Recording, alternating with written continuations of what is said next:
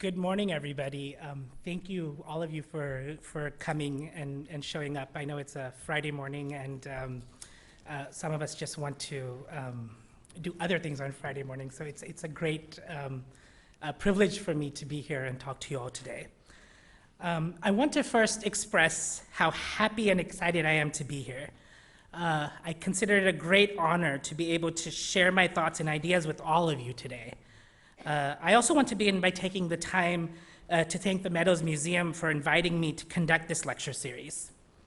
I know it takes a lot of coordination to put these things together, so I'd like to thank the entire Meadows Museum community at SMU for organizing this lecture series, with a special shout out to Scott Winterrode, the previous director of education at the Meadows, for originally inviting me and organizing this lecture. I'd also like to thank the Meadows curator, Amanda Dodsett, for making a lot of this possible. And lastly, I'd like to especially express my gratitude to Ann Kinzeth, the interim director of education, who has been so helpful and so gracious in also organizing and fine-tuning the details which have allowed all of us to be here today.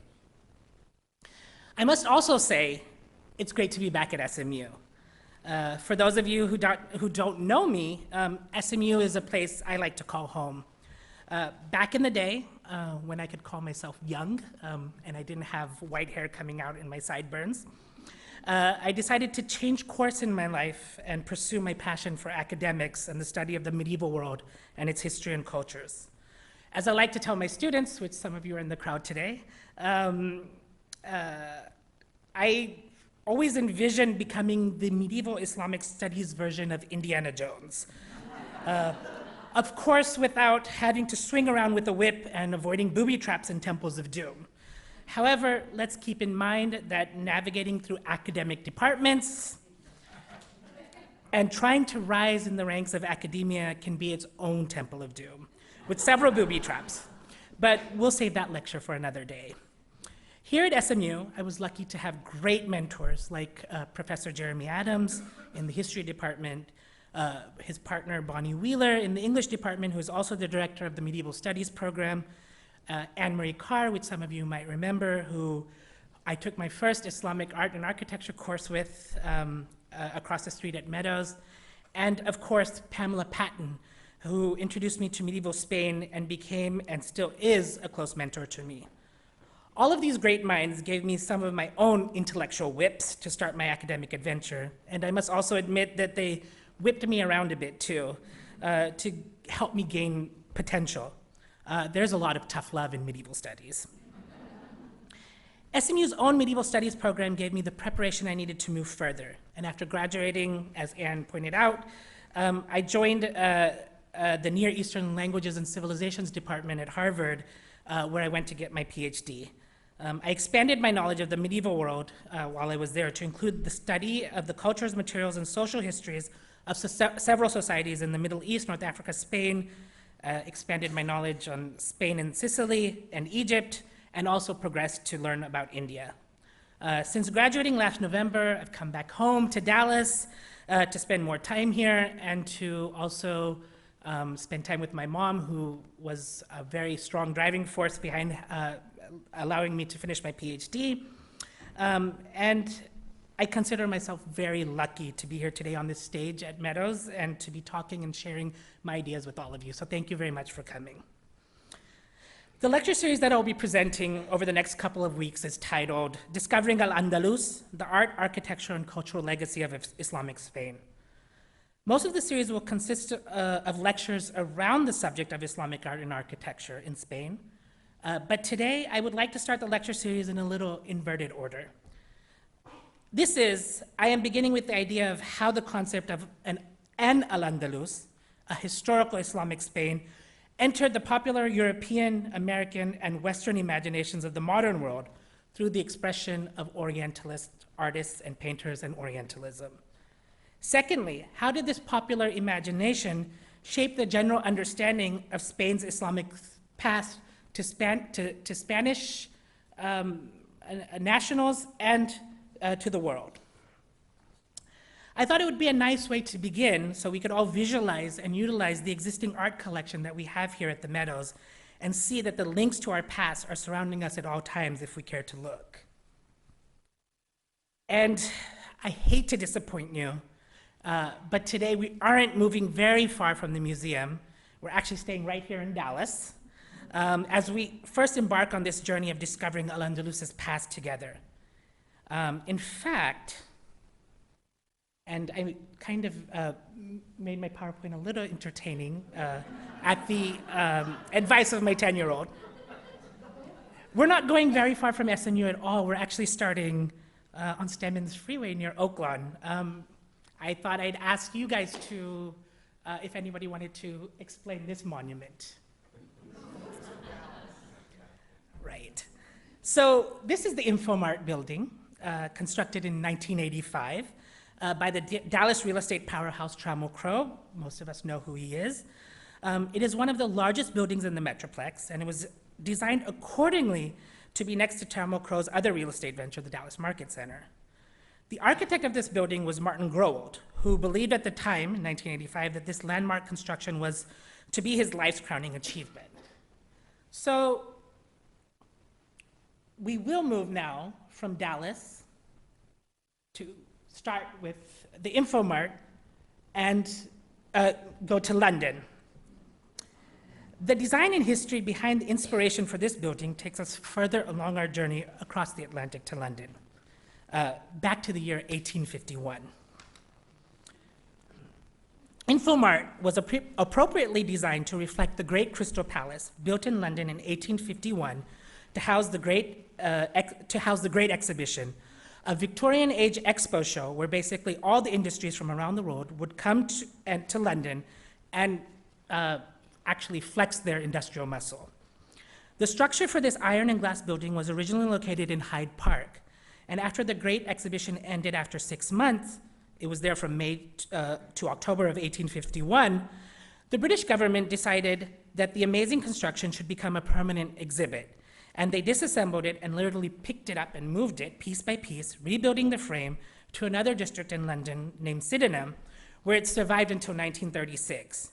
In that year, this great Crystal Palace caught fire and burned to the ground, and the damage was irreparable. This is another view. Prince Albert, the husband of Queen Victoria, was the president of the Royal Society of Arts. It was his idea to host a great exhibition in London and invite exhibitors from all around the world. Reportedly, almost 14,000 exhibitors came to showcase their goods, technologies, and industrial achievements. More than half the exhibitors were British or coming from countries around the globe which were part of Queen Victoria's massive British Empire in 1851. Other major industrial countries, like France, had 1,760 exhibitors, while the United States had 560. Some of the examples of exhibits coming from the United States in 1851 were a false teeth exhibition, artificial legs, Colt's repeating pistol, Goodyear India rubber goods, and chewing tobacco.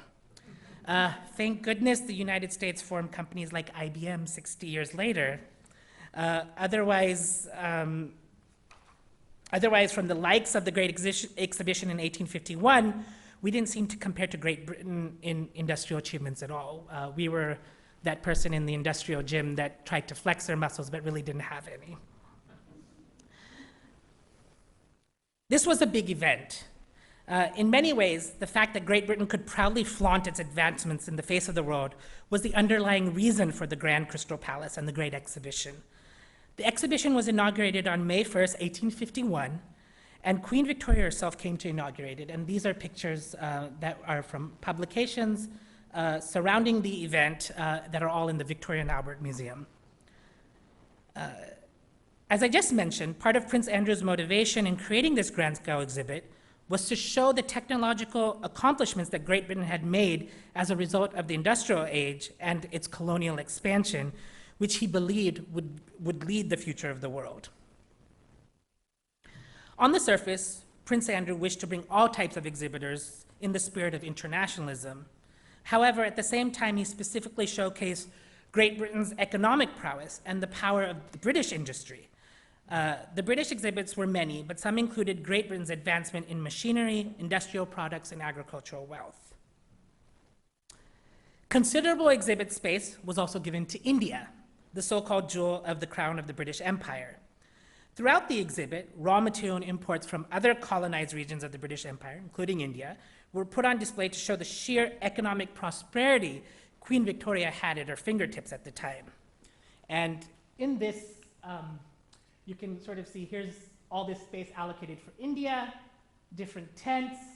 Above, you can see that carpets were brought all over the world. There were each of the sections of the Crystal Palace were cordoned off for different things. So there were silks and different, and then the central nave that was went from a west to east access. The India exhibit, apart from showing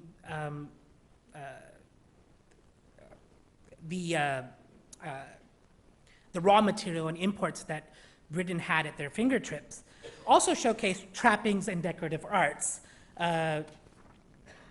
showing costume, culture, and tradition, and they were on full display in different tents throughout the entire exhibition. I call it a 19th century ethnographer's Disneyland. There was just enough of each culture that everybody could take a piece of their understanding in the 19th century. And I'd like to compare it to the Met Gala a little bit, because everybody who was someone in 1851 England was there. Some A-list celebrities included Charles Darwin, George Eliot, Charlotte Bronte, Lewis Carroll, Charles Dickinson, and Alfred Lord Tennyson.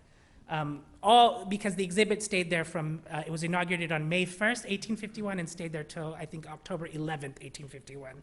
So all these celebrities attended. At this point in my presentation, you might ask, what does any of this have to do with Islamic Spain? And that is a good question, and brings me to my next point. I want to introduce you to one of the most influential figures in modern history in regards to bringing attention to the formal study of Islamic art and architecture in the West as a formal subject of study.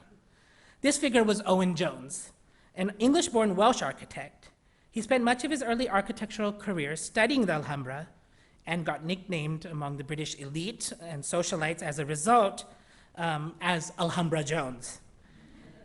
He was especially interested in the art of al-Andalus, specifically the 15th century Nasrid Palace of the Alhambra.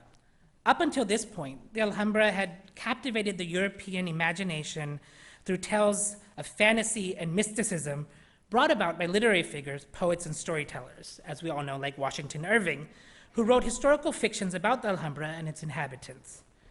During Owen's training as an architect, he'd become a master of the technique of polychromy, which is painting surfaces of architecture, sculpture, or art, and other objects in different colors.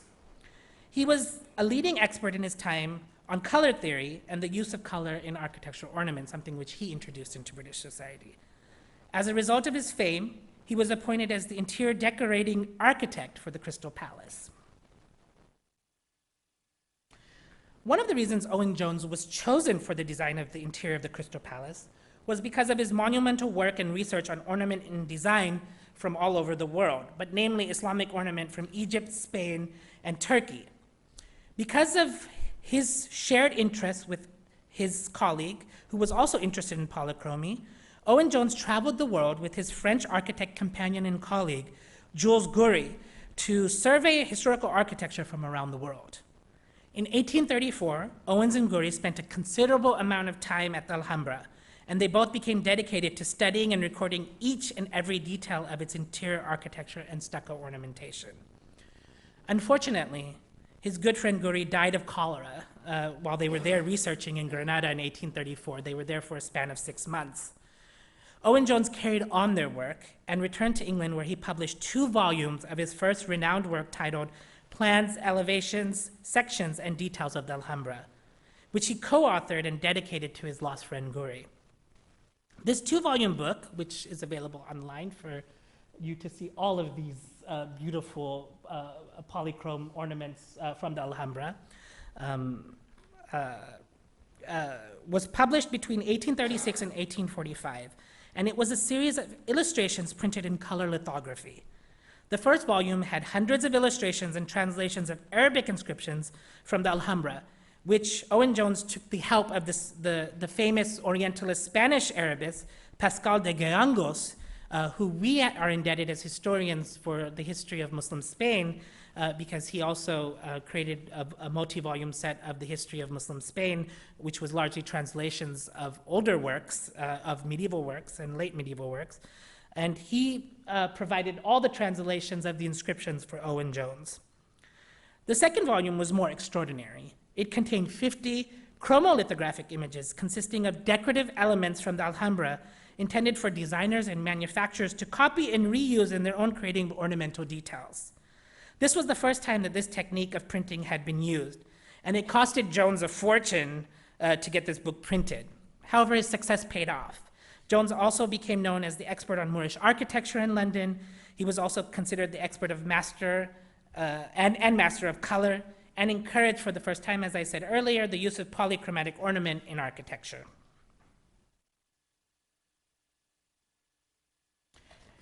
Using his expertise in polychromatic ornament, Jones was in charge of designing an extra component to this great exhibit, the Great Exhibition, which was the fine art courts.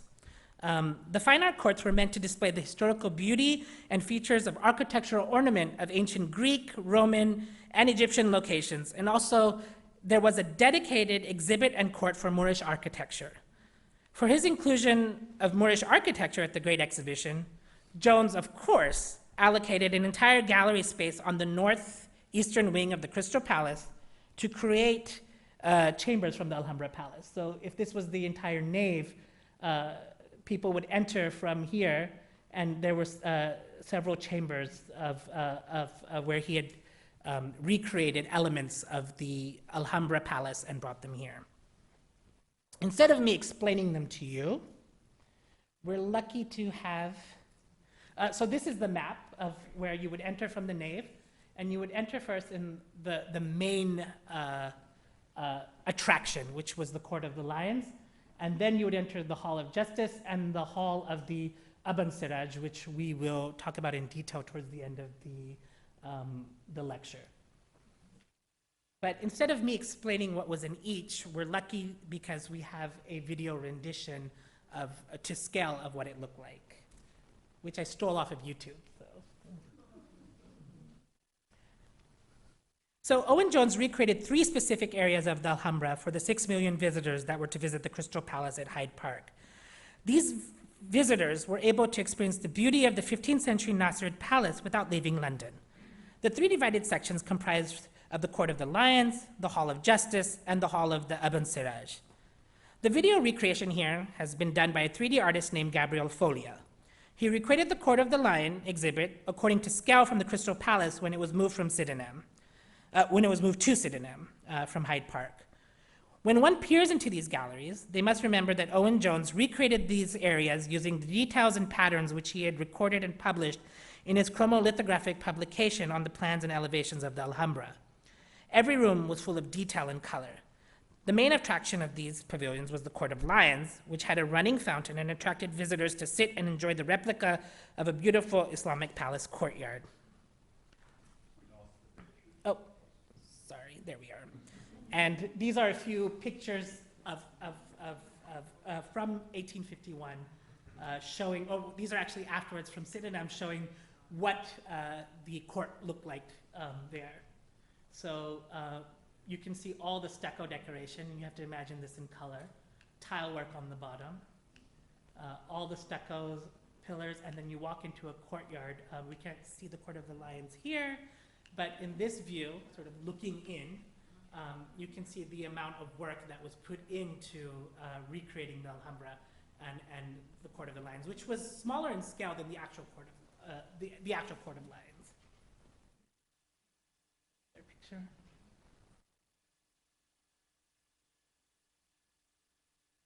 And I'm sorry, I got this one from Getty Images, but when the Crystal Palace burned down, a lot of everything burned down, and so all that was really left were immense ruins. So the City of London decided to actually remove the tile work and then resell it later in different places. And parts of the exhibition was salvaged, but most of it lost to the fire.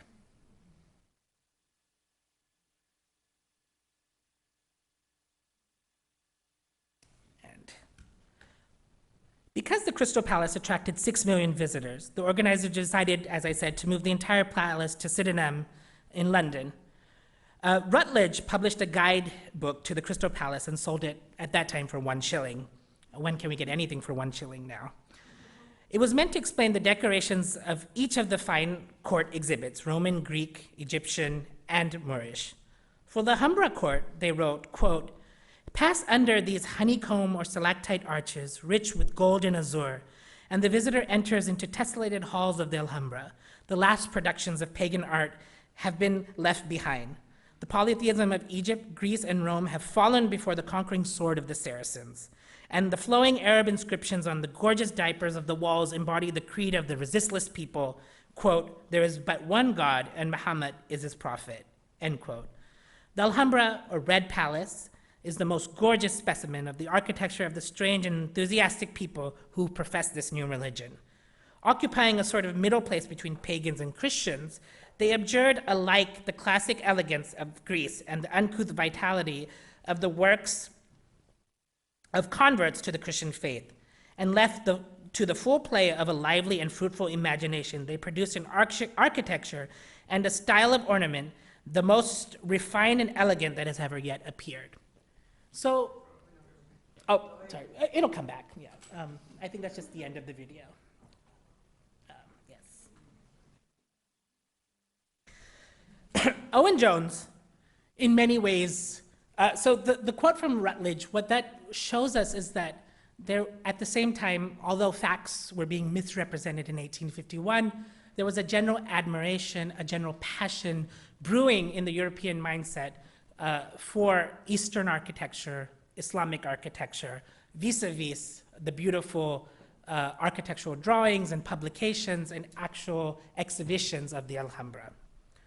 Owen Jones, in many ways, created an impetus for the formal visual appreciation of the Alhambra Palace and Islamic art and architecture in general, which followed its literary and fictional romanticization by European and American writers and poets in the 18th and 19th centuries. I wanted to begin the lecture series this way because with this mindset in mind, we can encounter this phenomena of the creation of the European imagination of al-Andalus using the existing art collection that we have here in the Meadows, while also thinking about the work of other 19th century Spanish and European painters.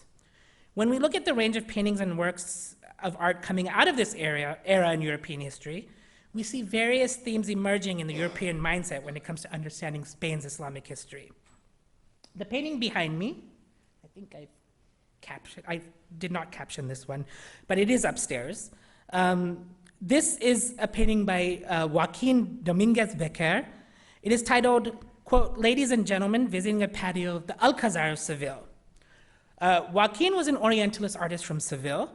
He was quite renowned, and as a result, was selected in 1845 for being in charge of the restoration work of the Alcazar in Seville that we see in the painting behind me. The painting is important for our talk today because it depicts the old ruins and the wonders of Islamic art and architecture in Spain. However, the viewers and the onlookers are the ladies and gentlemen of the 19th century. And they are walking around the Alhambra exhibit and the Crystal Palace, and the painting commemorates this growing interest in the 19th century in the restoration, preservation, and admiration of an Andalusi past and heritage in Spain, which was challenging another ongoing tradition of historical rejection of the Islamic past of Spain, which this historical phenomenon we'll talk about in the other lectures to come. We can look at close-ups of this admiration, of people looking at the details. These are two separate close-ups.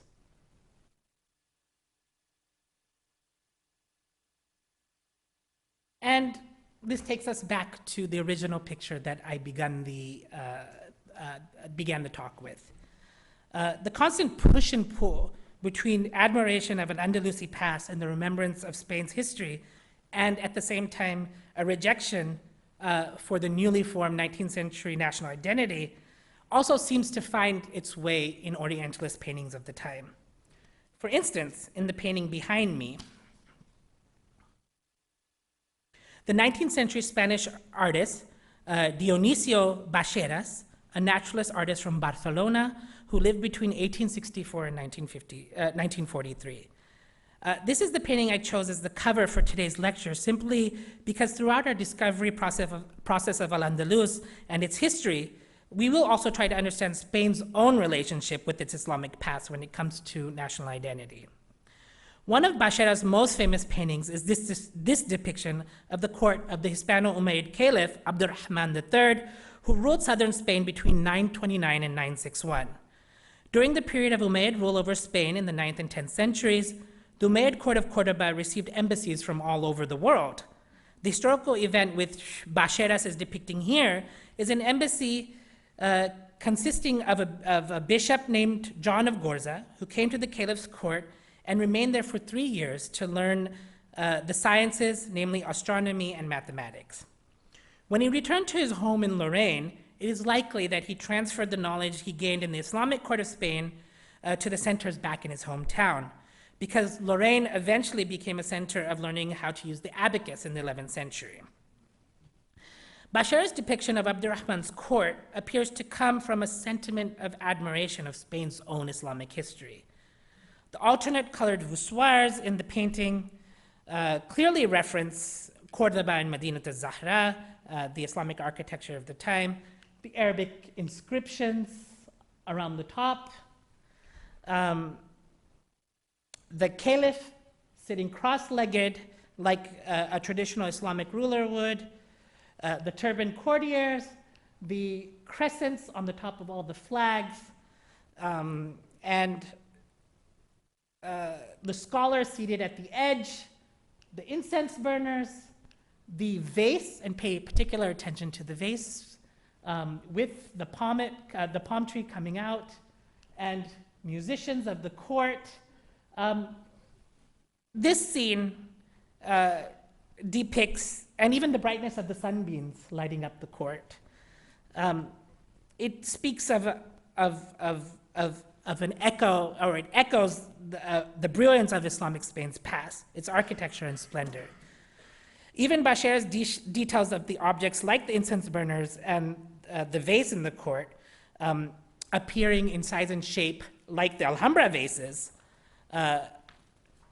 all speak to and reference a historical visual vocabulary of architecture and objects which were common in other Orientalist paintings, but which Spanish artists had an advantage because they could see them in front of them.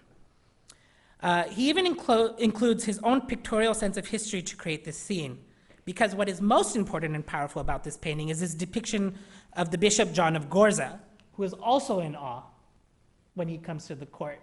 So it's usually when we see Orientalist paintings and the juxtaposition of a Christianized theme and an Islamic theme together, we're not seeing the bishop in a pose of full humility. This is one of the rare paintings which we do see that. So this lecture poses the questions of how were Orientalist artists informed of their subject material? To what extent is there any historical truth to their paintings? And lastly, how did 19th century visual vocabulary shape our modern understandings of al-Andalus? These are some questions that we will keep in mind as we continue this exploratory journey of discovering Andalus together. When we juxtapose Bacheras' Cordoban court scene to another painting of his, depicting the court of Alfonso X el Sabio, the wise of Castile, surrounded by his council, we can reinforce this notion that Bacheras' depiction of al-Andalus was one of admiration for Spain's Islamic past. Like Abdurrahman's court scene, Alfonso the Wise is depicted seated in the middle on his throne and surrounded by all types of scholars who are recording documents and studying astronomy and geography. Two figures are actually holding an astrolabe, which is historically accurate to the fact that Alfonso had Jewish astronomers in his court. Both court scenes, despite their difference in architectural and cultural vocabulary, are very similar in their measure of admiration for these great two Spanish rulers, and perhaps one could say reflect a 19th century version of historical accuracy, and I use accuracy in quotes, available and handed down to Bashars during his time. On the other hand, Orientalist paintings depicting Spain or the Islamic world in general were not always filled with hues of admiration. On the contrary, the East was often depicted as possessing mystical, sensual, or even licentious qualities. Paintings depicting the Islamic East, geographically meaning Morocco all the way to India, were often depicted by Orientalist artists as pastiches of several characteristics of this vast area and its diverse cultures. Orientalists used travel literature, personal observations from travel, objects or architecture that they had seen in situ, in place, or through popular exhibitions or publications documenting Islamic art, like Owen Jones's work, and most of all, the sheer power of their imagination to create works of art which were not based in revealing the truth about the East, but often or not to create a mystic, exotic, or even erotic image in the European mindset of that time. There are several reasons this effort was made to make Orientalism part of the 19th century European mindset. Some reasons were the need to depict Eastern culture as backwards, frozen in time, and a means to an end to politically justify the colonization by enlightened societies of Western Europe of other inferior cultures, and inferior cultures in quotations, and nations around the world. And by Eastern culture, I mean, according to a 19th century European mindset, would be all cultures that were non-European, regardless of geographic or cultural realities.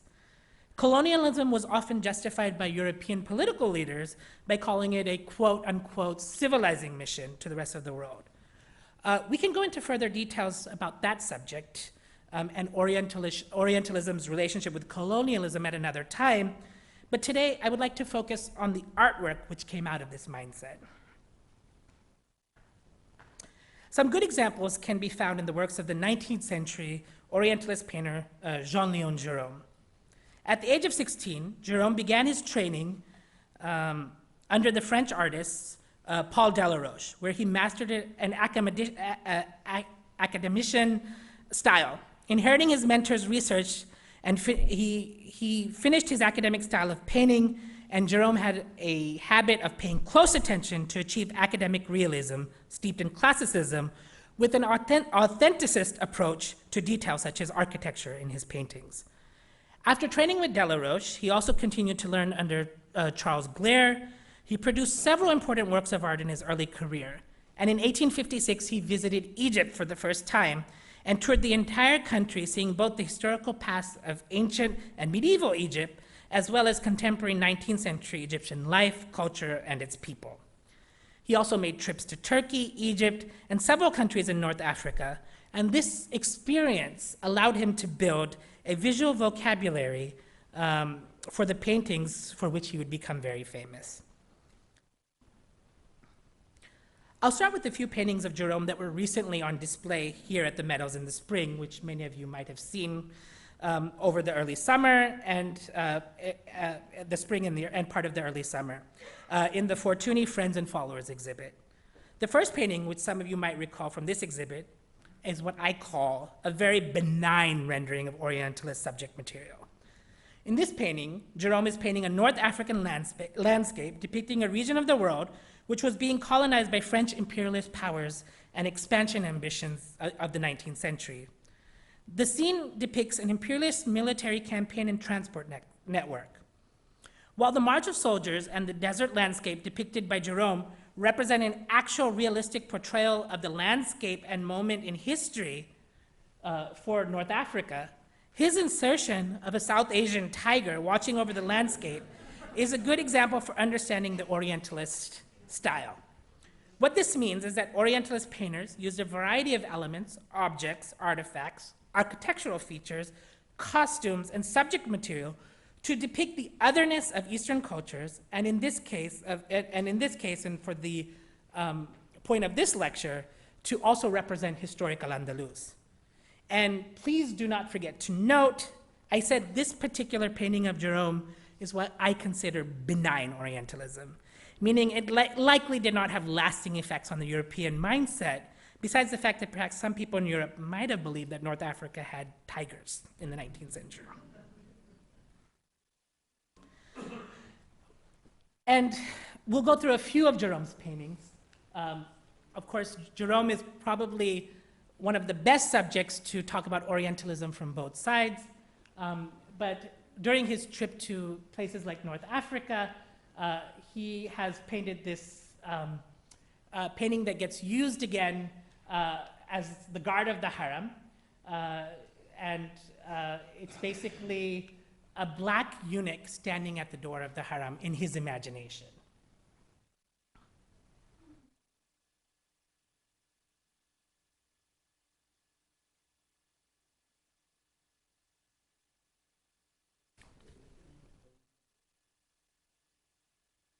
And what has made a lasting effect of Orientalism on the world in the West and East are the paintings which depict the social-cultural subject material, what people were imagined doing in their private lives. Most Orientalists did not paint with the intention to depict historical or sociological truths about the East, but rather to create fantasies of exoticism which appealed to the European mindset of the time. Ultimately, they wanted to sell their paintings, so they did what was popular, and eroticism always sells. It is this genre of socio-cultural Orientalist paintings which have impacted how the West has viewed the Middle East, Islam, and Muslims, and the cultures and people related to them, even up until today. And we'll talk about that towards the end of the presentation. These lasting effects of Orientalism are all too common in media depictions, narratives, stories, and even scholarly understandings of the Middle East. And we see them today. For instance, we see that painters like Jerome, many Orientalist painters, often obsess with the women's harem. The harem spaces were quarters of the traditional Muslim household meant to be private family quarters in which women and their male blood relatives could move about freely because they were surrounded by male relatives that were related to them, or in some cases, as we saw in the picture before, which was evident all the way up to the 20th century in the Muslim world, with also eunuchs who could be, because of the quality of their third gender, be around women in their private quarters. Orientalist painters often distorted the reality of this feature of pre-modern and early modern Islamic residential architecture, the harem, a location essentially meant to accommodate women's cultural needs, not the ruler's or household patron's sexual desires. Orientalist artists altered the actual understanding of this space by depicting sensual or often erotic scenes of women, sometimes nude and sometimes veiled. And these two famous paintings by Jerome, one, the Moorish bath, which is now at the MFA in Boston, you can see the distinction between the races of the attendant and the female getting the bath. And the sensualization of the picture, the detail of architecture to the extent that the alternating voussoirs of the pool, the reflection of the arches, the tile work, the colors in the back, the actual round dome at the top of the bath are all reflecting the architectural vocabulary that Jerome had seen during his visits to the Middle East. On the right is more of a scene called the slave market, which most likely was entirely a fantasy, where men are buying a white female slave in the market and inspecting her teeth. The inspection of teeth actually is something that goes back to the Middle Ages in manuscripts of how to select slaves. Unfortunately, some of the manuscripts tell us that one of the things that you should look for is the quality of their teeth.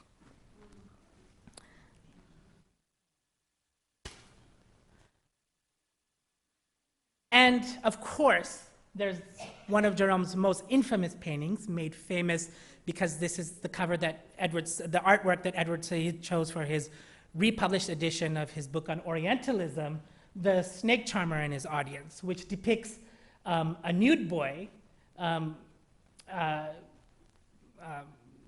with a hopefully hypnotized snake, while someone is playing music and a crowd of onlookers looking him in on and admiring his youth and the nudity that and the eroticism that goes on with this painting. And then again, vivid details of the architecture. The inscriptions are actually legible, and you can also see a reflection that Jerome creates of the blue tile in the background. And what is interesting is, often or not, I don't know how many of you have visited Morocco, but these themes also get represented again and again when European tourists and American tourists visit squares where you'll have still snake charmers and other elements of this mindset to impress foreign travelers. However, in Jerome's defense, not all Orientalist renderings were deliberate attempts to portray social inaccuracies. A style among Orientalist artists was also called the Costumbrista, which was to depict customs, everyday life, and scenes as artists saw them firsthand in their experience. In another painting of Jerome, which was part of the Fortuny exhibit before, it was upstairs in the spring and in the early summer, he depicts two Turkish mercenaries playing chess. The chess game, among other daily activities, which might have been observed during his travel, became a common subject matter amongst Orientalist painters. And this drawing we also have upstairs as well. The process of the artists in turning their observations of the people and cultures which they saw into works of art reflects the authenticity of their depictions. In the current collection in Meadows, there's a sketch by Fortuny depicting a seated Arab, which is an etching which he did with graphite on paper. Most of you know who had seen the exhibit that Mariano Fortuny y Marsal was a very famous Spanish painter of the 19th century and well celebrated internationally at his time. Those of you who just saw this exhibit will also know that he was an Orientalist, well known for his instinctive loose brushstrokes and use of color. In this sketch, he has captured a seated Arab who he must have observed and encountered when he visited Morocco. The Provincial Council of Barcelona actually sent Fortuny to Morocco in 1860 to capture graphic information to be the subject material for future paintings which would depict the achievements of the Spanish armies fighting in the Spanish-Moroccan War. So what you can tell is that Orientalist paintings and Orientalists that were famous were actually being commissioned to create the media of the 19th century, to create what others saw and how others understood the other parts of the world. And another painting that we have in our collection by Fortuny, which you can actually see the intensity of his brushstrokes and how he effortlessly puts this all together, is the Crouched Arab. Also, I don't have a specific date for it, but probably after 1860, after his trip to Morocco. What is interesting about this painting is that it seems like Fortuny was using the sketches that he sees before. So I didn't locate a sketch of this particular figure. But in another painting, because the Alhambra for Spanish artists was available, and it was also one of the most used architectural vocabularies in Orientalist paintings from all around Europe. So parts of the Alhambra would be mixed with parts of other paintings and putting it all together, like I said before, as pastiches. This is a court of the Alhambra from circa 1871. This is not in our collection, but it's by Fortuny. And what I wanted to point out here is his attention to the architectural detail, the natural light coming in, but then more than anything is the crouched figure. And when we look up close, I'm sorry, this is very, this is the Meadows resolution. If you use their website, this is Wikipedia, I'm very sorry. But what is interesting is that if you look at the hand and the way the hand is, one hand is outwards, facing towards us, while the other is inwards, you can see the same shape. Again, the clothing is the same, and he's added weaponry to this individual and a hat. So as I said earlier, that the Alhambra was available to Spanish artists. And in our collection, again, we have the Stewart album. Stewart was an American patron who helped artists like Fortuny and Martín and others in buying and purchasing their paintings, and also being a patron for their art. So Fortuny and Martín wrote several letters, which we have upstairs in the collection, to William Stewart. They were friends, and they would often talk about families.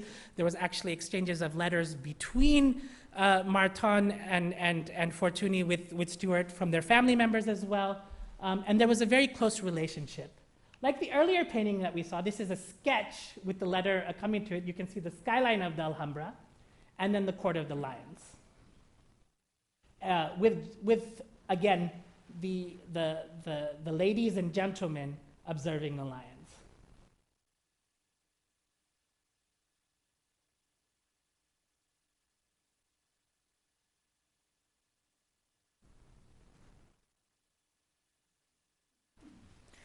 And in that same court that we saw earlier, there's another artwork of Fortuny. And this is the slaying of the Abencerrage, which is a hall in the Alhambra, which was believed to have been the site of a grave massacre during the last reign of Muhammad XIV, the last Nasrid king of Granada, where he killed the family of the Banu Sarraj in Arabic. The Banu Sarraj, means the saddle maker. So it was the clan of the saddle makers, which the last king, because of a political rivalry,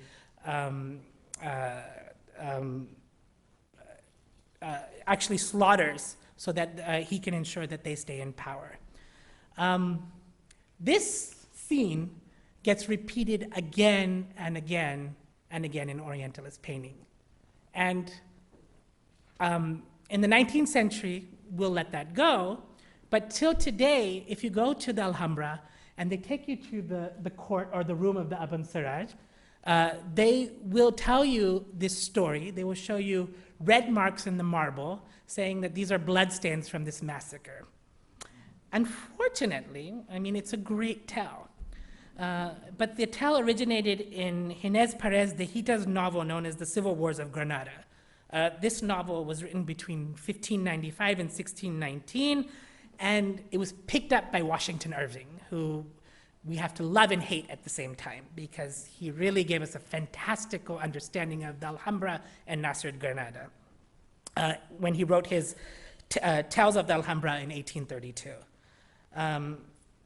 The actual power and importance of the Banu Sarraj has been exaggerated time and time again, sprouting from this legend.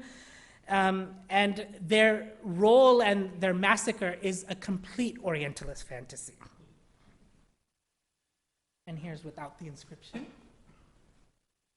And if you look at the Orientalist painting material, you'll see several versions of this throughout, where the Alhambra is depicted in different ways with beheadings and slaughter scenes, because this romanticized story was so important in the 19th century to romanticize this building and to talk about its history.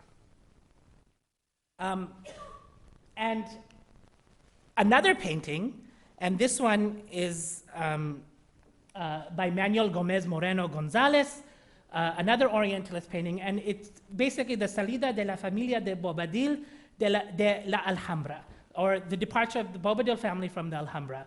It was painted in Chirca 1880, and what it is Bobadil, whose name in Arabic is actually Abu Abdillah, and Bobadil is the name that gets romanticized in Spanish novels and history. He is the last king. He's Muhammad the 14th of the Nasrid dynasty. This is likely his mother, Aisha.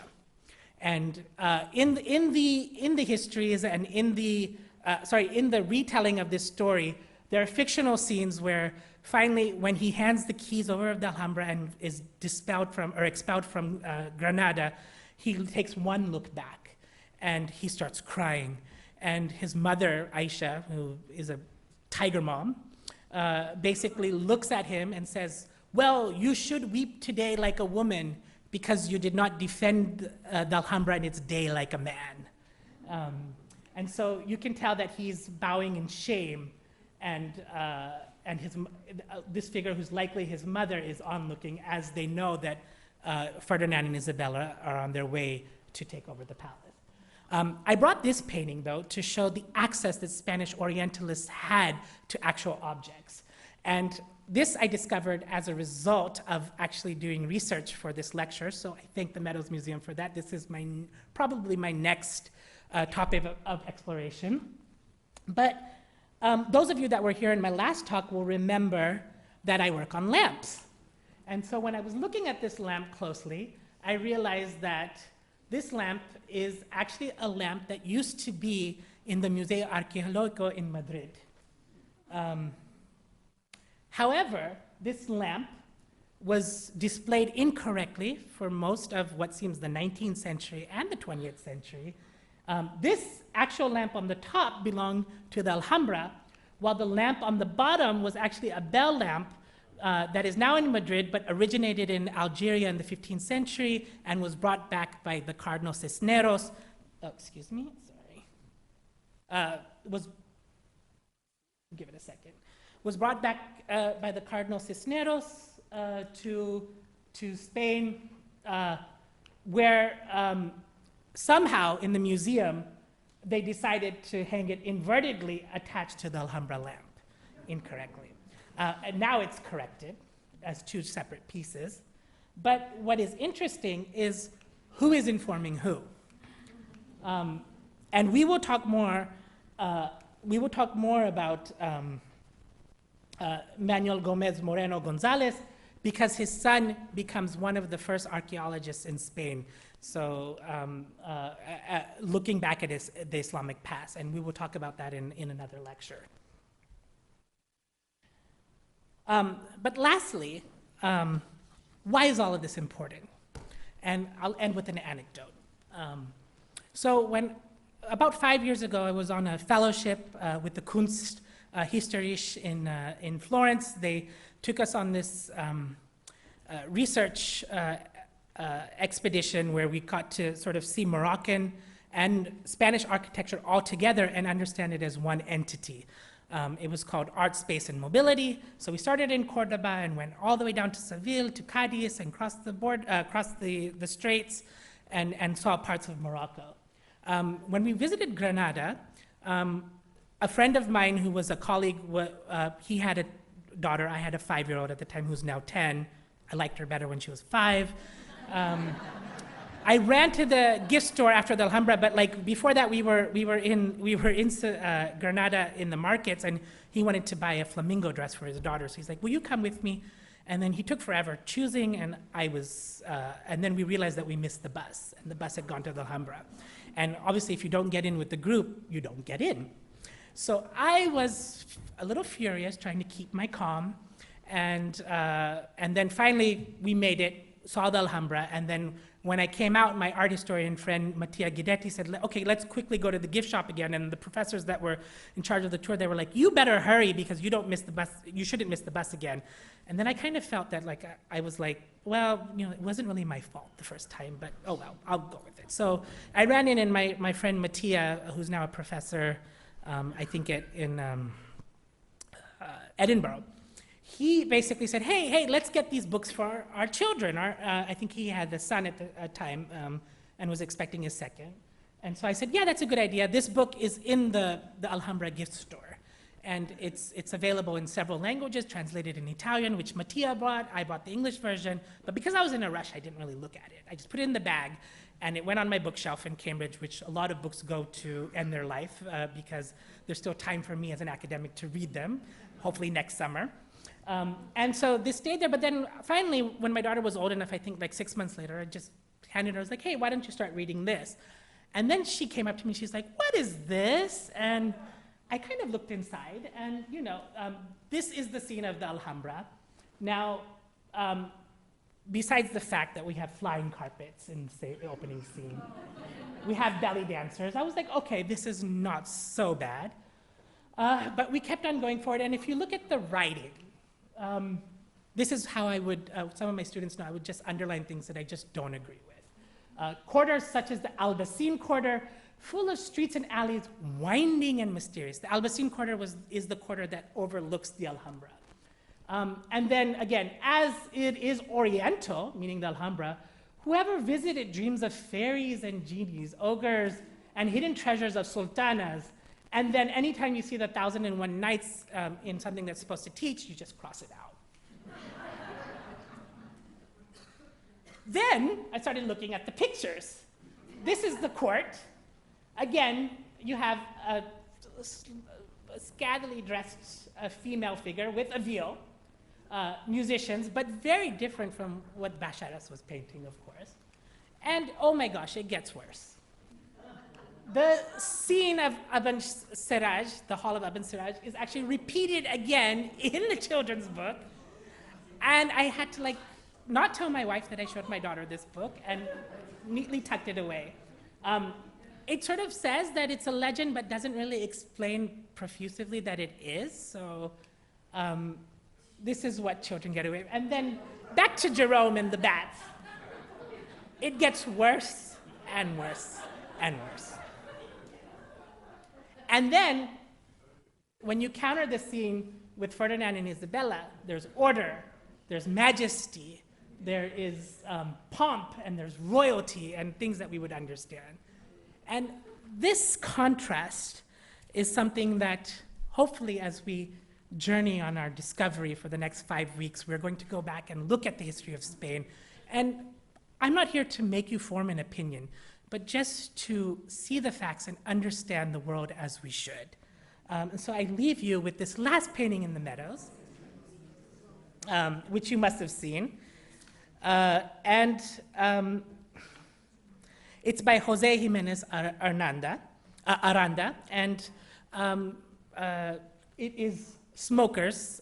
He was from Seville, and they are enjoying a companionship. I don't smoke, but I will enjoy your companionship, hopefully, for the next 5 weeks as we uncover what other people are not paying attention to. So they're busy in their own conversation, while the beauty of Seville and Islamic architecture in Spain and al-Andalus is sort of in the background of a heavily populated cafe area. Thank you very much. It's been a great pleasure to be here.